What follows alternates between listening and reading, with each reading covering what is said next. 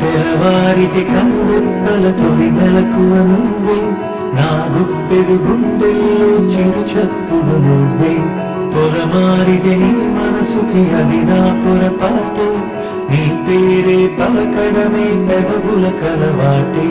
వెన్నెలలా ఉంటుందే నీ పక్కన చోటే, వేకువలా చూస్తోందే నువ్వు నడిచిన బాటే. ప్రాణాలే తీస్తోందే నీ ఊహలతోటే, నా మనసే నీదయ్యే వినదే నా మాటే. ఎవరే ఎవరే ప్రేమను మాయంది, ఎవరే ఈ హాయికి హృదయం చాలంది.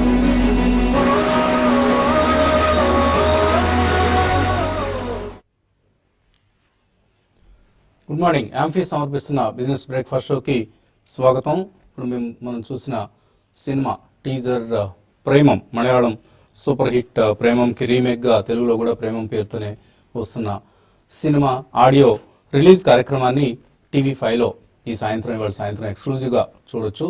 So TV5 and TV5 money కూడా ఈ కార్యక్రమాన్ని మీకు లైవ్గా అందిస్తోంది. టీవీ5లో అడపాదడప కొద్దిగా ఎక్కువగానే మనకు యాడ్స్ వచ్చే సమయంలో టీవీ5 మనీలో మాత్రం నిరాటంకంగా నిర్విరామంగా వస్తూ ఉంటుంది. సో కంటిన్యూస్గా ఎటువంటి బ్రేక్స్ లేకుండా ఆడియో ఫంక్షన్ ఆశాంతం చూడాలి అని అనుకుంటే టీవీ5 మనీకి లాగిన్ అవ్వండి సాయంత్రం 6 గంటల నుంచి. So Akkineni Nageswara Rao, romantic king Akkineni Nageswara Rao గారి జయంతి ఇవాళ. సో ఆయన జయంతి సందర్భంగా ప్రేమం ఆడియో రిలీజ్ అవుతోంది. ఇది ఒక విశేషం. అయితే ఈ ఆడియో ఫంక్షన్కి నాగ చైతన్య, సమంత కలిసి జంటగా వస్తారా అన్నది కూడా ప్రస్తుతానికి సస్పెన్స్.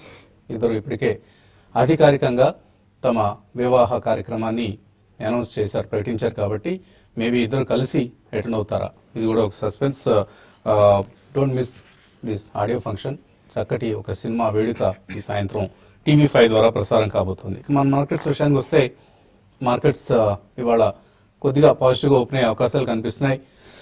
అండ్ ఎక్కువగా కన్సాలిడేట్ కావచ్చు బహుశా మార్కెట్స్, ఎందుకంటే 2 సెంట్రల్ బ్యాంక్స్ పైనే అందరి చూపు, అందరి దృష్టి కేంద్రీకృతం అయిపోయింది.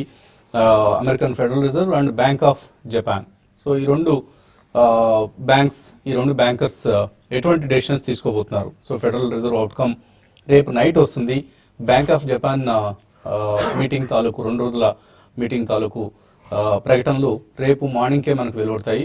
సో అధికారికంగా ఈ 2 బ్యాంక్స్ ఎటువంటి చర్యలు చేపట్టబోతున్నాయి. బ్యాంక్ ఆఫ్ జపాన్కి సంబంధించి క్వాంటిటేటివ్ ఈజింగ్ అలాగే ఉంచి లేదా కొద్దిగా తగ్గించినా కూడా నెగిటివ్ డిపాజిట్ రేట్స్కి ఎక్కువగా బ్యాంకు మొగ్గు చూపే అవకాశం ఉందంటున్నారు. సో బ్యాంక్ ఆఫ్ జపాన్ నిర్ణయం బహుశా స్టిమ్యులస్ వైపే కొద్దిగా ఎక్కువగా మొగ్గు చూపే అవకాశం ఉంది. అలాగే ఫెడరల్ రిజర్వ్ సంబంధించి వడ్డీ రేట్లు రేపటి మీటింగ్లో, ఇవాళ రేపు జరగనున్న మీటింగ్లో ఎటువంటి పెంపు ఉండకపోవచ్చు. కానీ ఎప్పుడు ఉంటుంది అన్న దానికి సంబంధించిన ఒక ప్రకటన ఏదైనా చేస్తారా జైనెట్ ఎలన్ అనే అంశాన్ని మార్కెట్స్ నిశ్చితంగా గమనిస్తున్నాయి.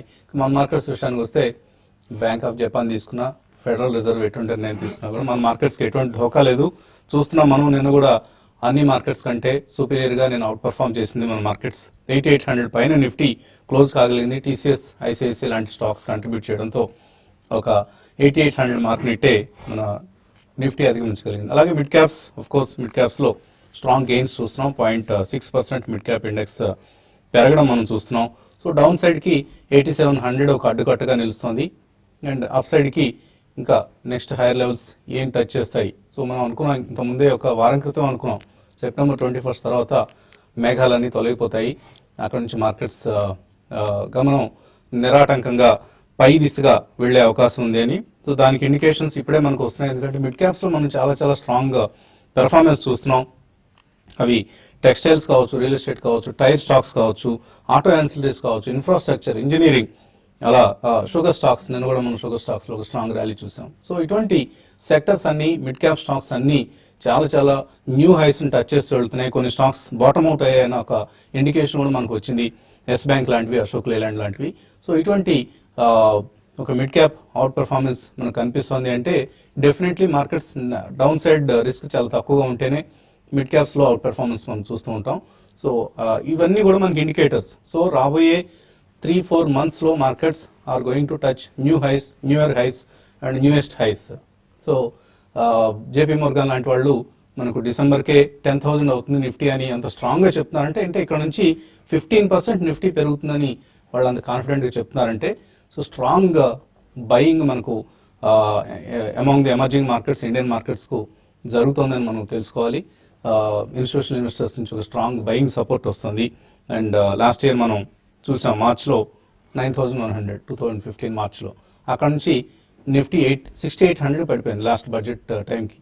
సో 6,825. సో అక్కడ నుంచి మళ్ళీ ఇప్పుడు చూస్తున్నాం మనం 8,800 లెవెల్స్.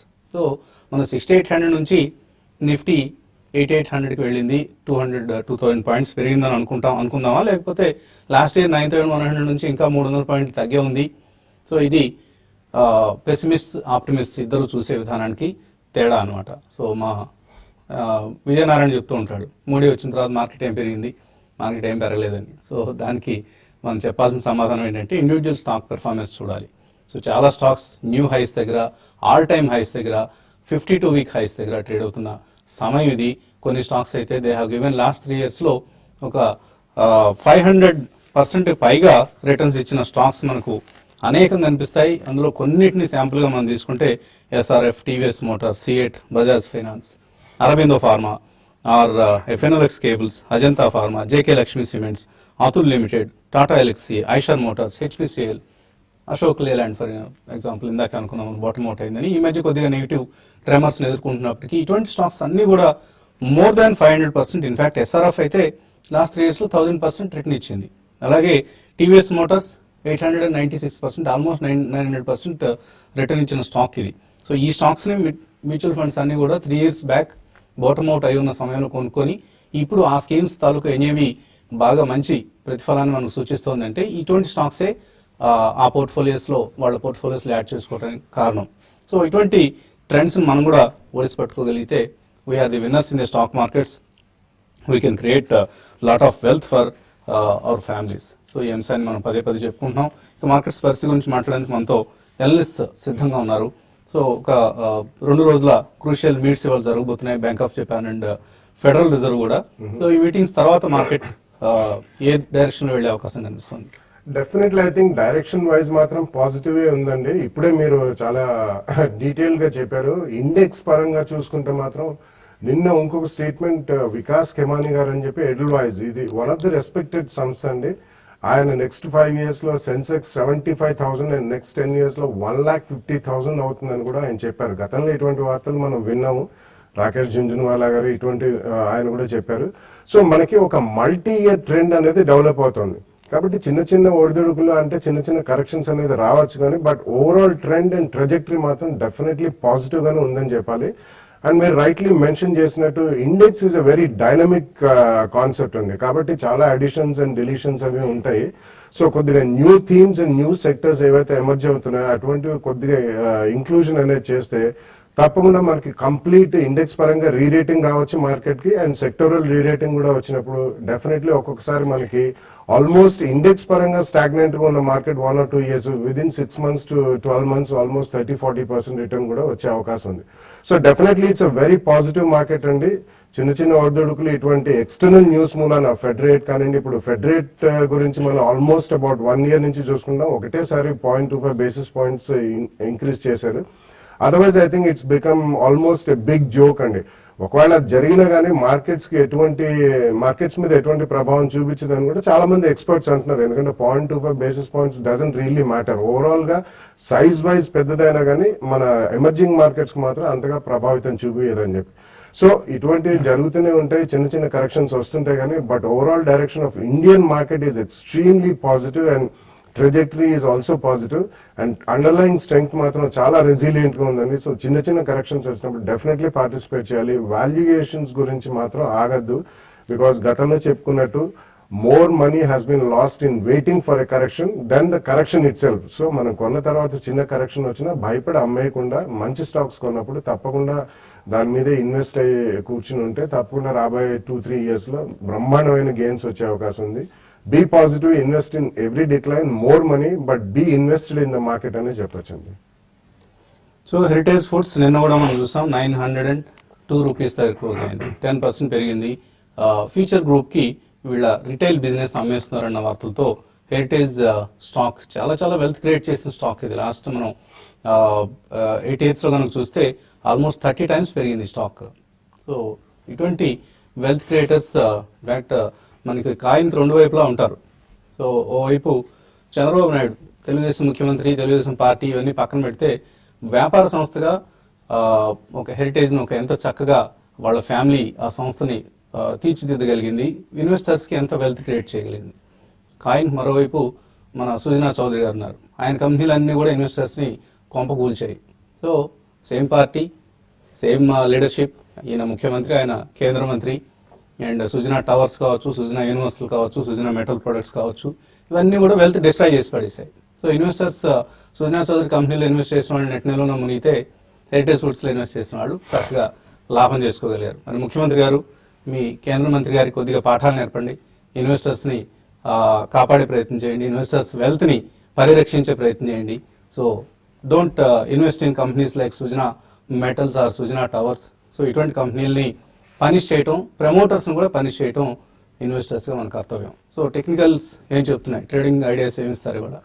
మార్కెట్స్ మాత్రం రేంజ్ బౌండ్ ఉండే అవకాశం ఉంది. కొంచెం హైయర్ లెవెల్స్లో ఈరోజు డే పరంగా కొంత సెల్లింగ్ ప్రెషర్ మనకి రావచ్చు. ఈవెన్ సింగపూర్ నిఫ్టీ చూపిస్తున్నట్టుగా నిఫ్టీ ఒక 20-25 పాయింట్స్ మైనస్లో ఓపెన్ అవ్వచ్చు.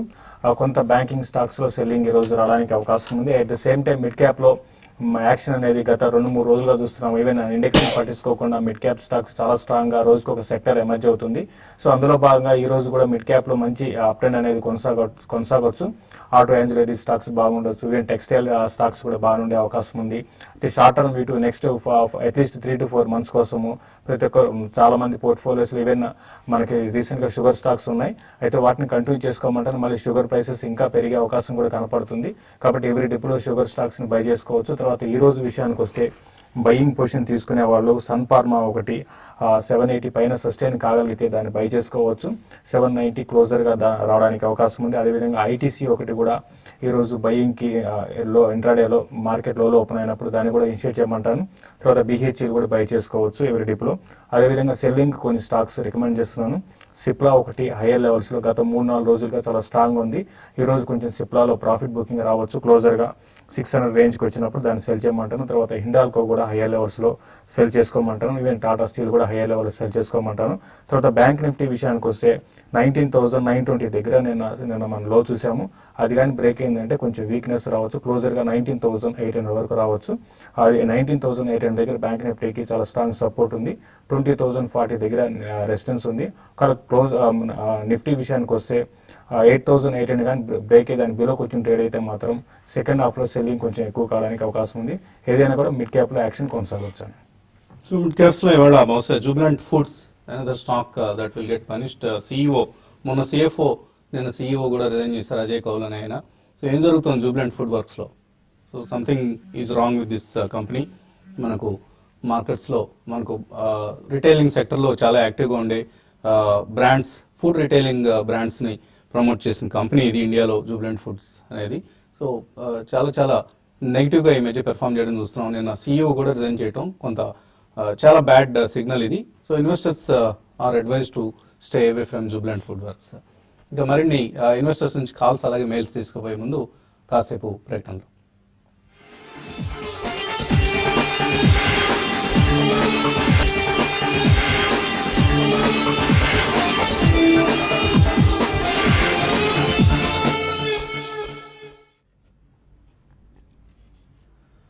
ఆంఫీ సమర్పిస్తున్న బిజినెస్ బ్రేక్ఫాస్ట్ షోకి తిరిగి స్వాగతం. ఇందాక మనం కాసేపు సుజనా షేర్ల గురించి మాట్లాడుకున్నాం. సో సుజనా షేర్ హోల్డర్స్ ఎవరైనా ఉంటే, if you want to teach a lesson to the management of this company, you can attend their AGM which is happening. Katriya హోటల్లో వీళ్ళ AGM జరగబోతోంది సెప్టెంబర్ 30న. రాజ్భవన్ రోడ్, సోమాజిగూడలో ఉంది ఈ హోటల్. సో అక్కడికి వెళ్ళి మేనేజ్మెంట్ నిలదీయండి. ఏం చేస్తున్నారు మీరు? ఈ కంపెనీ పేరు ఇప్పుడు సుజనా నుంచి మళ్ళీ స్ప్లెండిడ్ మెటల్స్ అనేది మారుస్తున్నారు పేరు. That is one of the objectives of this AGM. తర్వాత కంపెనీ పేడప్ క్యాపిటల్ని ఇప్పుడున్న 200 crores నుంచి 1000 crores పెంచుతారట. ఇప్పుడున్న ఈక్విటీని సర్వ్ చేసే దిక్కు లేదు, మళ్ళీ దీన్ని 1000 crores చేయటం, మళ్ళీ ఫ్రెష్గా కొంతమందిని గురిడి కొట్టించడం, మళ్ళీ ఇన్వెస్టర్స్ని తీసుకొచ్చి ఇందులో షేర్లు అలాట్ చేయటం. This is how promoters dupe the investors, promoters cheat the investors. So 30th రోజు సుజనా గ్రూప్ సంబంధించిన ఏజిఎమ్స్ జరగబోతున్నాయి. కత్రియా హోటల్ సోమాజిగూడ హైదరాబాద్లో. అక్కడికి వెళ్ళి ఎందుకు మా వెల్త్ని మీరు డిస్ట్రాయ్ చేశారు, ఒక బిజినెస్ మ్యాన్గా, ఒక రాజకీయవేత్తగా మీకు ఎటువంటి బాధ్యత ఉంది అంటూ మేనేజ్మెంట్ నిలదీయండి. సో ఇంకా మనం దీనికి సంబంధించిన మరిన్ని సమాచారాన్ని ఎల్లుండి కార్యక్రమంలో మీకు అందించే ప్రయత్నం చేస్తాం. About Sujana group and its dubious acts. Callers లైన్లో ఉన్నారు. నాయుడు వైజాగ్ నుంచి first caller. Hello sir, good morning sir. Morning. Bala garu question sir. Yeah sir, అది నా దగ్గర Axis KS engineering Bharat forge Anup pharma ఉన్నది సార్. అది ఇప్పుడు మళ్ళీ యాడ్ చేసుకోవచ్చు సార్, మన 2 years కోసం.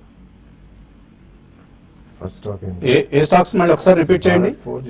Axis KS sir, Axis KS engineering, Anup pharma and Bharat forge. Okay. Yeah, Anup pharma and Bharat forge I think you should keep అండి. ఎందుకంటే డెఫినెట్లీ భారత్ ఫోర్జ్ కి లాస్ట్ మంత్ నుంచి మళ్ళీ వాళ్ళకి ఆర్డర్స్ అనేది trucks axles orders from US చాలా బ్రహ్మాండమైన ఫిగర్ మనం చూసాం. And they're confident that next month నుంచి కూడా ఈ ఆర్డర్ ఫ్లో అనేది బాగుంటుంది. It's one of the top auto ancillary industries అండి. Every second truck that rolls out in the world, not only in India, has a Bharat Forge component in it. So definitely మీరు అది hold చేయండి. Anup Pharma last year 2:1 bonus ఇచ్చారండి. It's a decent API manufacturer. Definitely I think you should also hold that stock. Axis Cage Engineering అనేది it's actually product ఇదండి. It's spin off company కాబట్టి అందులో product cost అమోర్టైజ్ చేయడానికి ఇంకా సమయం పడుతుంది కాబట్టి అందులో కొద్దిగా ట్రేడ్ చేసి యావరేజ్ కాస్ట్ తగ్గించుకోండి. Otherwise, you can shift into any other NBFC or financial services or auto ancillary company and apart from Bharat Forge or chemical specialty and fine chemicals loki meer shift aithe better andi. ICICI prudential life insurance ఐపీఓకు 6% స్పందన అంటూ వస్తుంది. ఇది 16%. ప్రస్తుతానికి 16% మాత్రమే subscribe అయింది ICICI prudential IPO. $1 billion IPO ఇది. So ఒక్కరోజే మొదటి రోజులోనే మొత్తం డబ్బు రావటం అనేది అంత ఈజీ కాదు. కానీ పెద్దగా ఓవర్వెల్మింగ్ రెస్పాన్స్ లేదు ఐపీఓకి అనేది ఒకటి మనకు కొద్దిగా అర్థమవుతున్న అంశం. మేబీ ఇంకా 2 రోజులు టైం ఉంది, ఇవాళ రేపు టైం ఉంది కాబట్టి ఎన్ని రెట్లు సబ్స్క్రైబ్ అవుతుంది అన్న అంశం ఆధారంగా లిస్టింగ్ ప్రైస్ ఉంటుంది. సో కేర్ఫుల్గా వాచ్ చేస్తూ ఉండండి. మేబీ రేపటి వరకు వెయిట్ చేసి ఒకవేళ షార్ట్ టర్మ్ గెయిన్స్ కోసం కనుక మీరు ఎదురు చూస్తుంటే medium to long term it's a good bet ICICI prudential IPO, అందులో ఎటువంటి సందేహం లేదు. తర్వాత కాదు రామాంజనేయులు. హలో, నమస్తే అండి, అడగండి. సార్, ఈ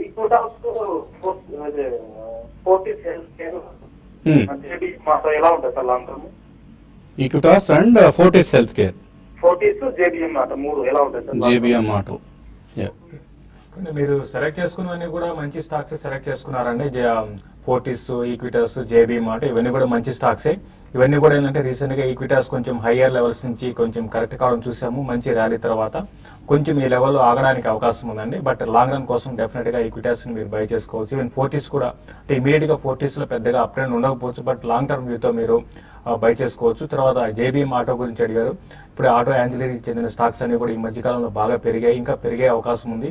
తర్వాత మనకి ఆటో ఇండస్ట్రీ చూసుకుంటే మన ఇండియాలో లాస్ట్ ఒక 2 years లో చాలా స్ట్రాంగ్ గా మనకి సేల్స్ ఫిగర్స్ బాగున్నాయి. కాబట్టి ఇవన్నీ దృష్టిలో పెట్టుకుంటే మీ 3 స్టాక్స్ కూడా లాంగ్ రన్ కోసం మంచివేనండి. యుగేందర్ అట మహారాష్ట్ర నుంచి. హలో. Hello sir. యోగేంద్ర మీరు? యుగేందర్ రెడ్డి. యుగేందర్ రెడ్డి, అడగండి యుగేందర్ గారు. సార్, నేను IDFC bank IDFC 5 lakhs investment చేశాను. అరౌండ్ 48 లో ఇన్వెస్ట్మెంట్ చేశాను సార్. నాకు ఒక 5 to 10 years హోల్డ్ చేద్దాం. ఓకే. వెల్త్ క్రియేటరా, వెల్త్ డిస్ట్రాయర్ అవుతుందా ఏంటి అని నాకు చిన్న డౌట్. ఓకే అండి. సో నేను ఇందాక వాడిన వెల్త్ క్రియేటర్, వెల్త్ డిస్ట్రాయర్ పదాల్లో దేనికి ఏది వర్తిస్తుంది ఐడిఎఫ్సి బ్యాంక్ కి? ఐడిఎఫ్సి బ్యాంక్ ఈక్విటీ పరంగా చాలా పెద్దదండి. It's very good management. So ఇక్కడ వస్తే మేనేజ్మెంట్ లో మాత్రం లోపం ఏం లేదు. అది స్పిన్ ఆఫ్ అయిన తర్వాత IDFC has become 2, IDFC limited and IDFC bank limited. కాకపోతే వాళ్ళు రీసెంట్లీ ఒక మైక్రో ఫైనాన్స్ కంపెనీని కూడా అక్వైర్ చేశారండి. ఈక్విటీ చాలా పెద్దది, ఆల్మోస్ట్ అబౌట్ 3,800 crores దగ్గర ఈక్విటీ ఉంది కాబట్టి it will not be a wealth destroyer definitely, but wealth creation అనేది ఎంత ఫాస్ట్ గా ఉంటుందనే చూడాలి. సో మీరు ఇటువంటి స్టాక్ లో లిక్విడిటీ బాగానే ఉంటుంది కాబట్టి ఎక్కడైనా మీకు కొద్దిగా స్ట్రాంగ్ గెయిన్స్ వచ్చినప్పుడు కొంచెం అమ్మే average cost తగ్గించుకుంటుండండి.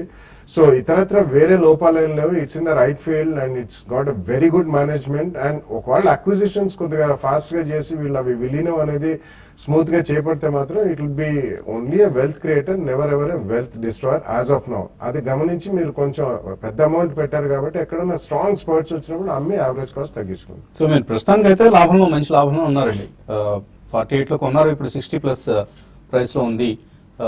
It's a long term player and integrity of the management మనం క్వశ్చన్ చేయాల్సిన అవసరం లేదు. It's not like the Sujana group.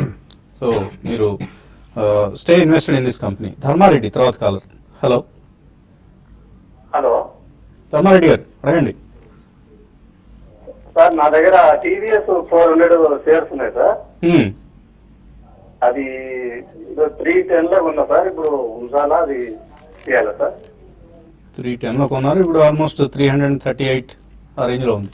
అంటే మీరు ఇన్వెస్ట్మెంట్ కి అయితే హోల్డ్ చేయండి అండి. రీసెంట్ గా చూస్తే ఇది ఒక రేంజ్ లో కన్సాలేషన్ లో ఉంది. మనం ఇప్పుడే అనుకున్నాం ఆటోమొబైల్ స్టాక్స్ అన్ని కూడా బాగా పెరుగుతున్నాయి. ఇది కూడా రీసెంట్ గా లాస్ట్ ఒక 1 వీక్ లోనే దీనికి అప్ ట్రెండ్ చూసాం టీవీఎస్ మోటార్స్. ఇంకా 340, 350 అనేది దీనికి షార్ట్ టర్మ్ రెసిస్టెన్స్ లెవెల్ గా చెప్పొచ్చు. అది కానీ దాటిందంటే ఈ స్టాక్ లో మేజర్ అప్ ట్రెండ్ వచ్చి 420 దాకా పెరగొచ్చు అండి. ఇది షార్ట్ టర్మ్ కి. మీరు లాంగ్ రన్ కి షార్ట్ టర్మ్ కి దీన్ని హోల్డ్ చేయమని చెప్తాను. ఓకే అండి. సో బ్రేక్ టైంలో బాయ్ కాఫీ తీసుకొచ్చి ఇచ్చాడు. ఎందుకంటే వేడిగా ఉంది సార్, అందుకని తీసుకొచ్చి ఇచ్చాను. సరే, కనీసం బాయ్కి మన ఎంప్లాయీ మీద ఉండే కన్సర్న్ కూడా మన ప్రమోటర్స్కి షేర్ హోల్డర్స్ మీద ఉండడం లేదు. సో ఎట్లా ఎలా అర్థం చేసుకోవాలి వీడిని? So let us be aware of promoters and their manipulations. వాళ్ళందరినీ ఇటువంటి స్టాక్స్ జోలికి దూరంగా ఉండడం వాళ్ళకి మనం ఇవ్వగలిగే పనిష్మెంట్. మంచి కంపెనీలని, మంచి ఇన్వెస్ట్మెంట్స్ని ప్రోత్సహిద్దాం. చెడ్డ కంపెనీలని, చెడ్డ యజమానులకి దూరంగా ఉందాం. ఇంకా కార్యక్రమాన్ని ఇక్కడ TV5 ఇక్కడితో ముగించి మనం TV5 మనీలో మన కార్యక్రమాన్ని కొనసాగించుకోవాల్సిన తరుణం. So let's take a short break తర్వాత TV5 మనీలో మళ్ళీ కార్యక్రమాన్ని కొనసాగిద్దాం.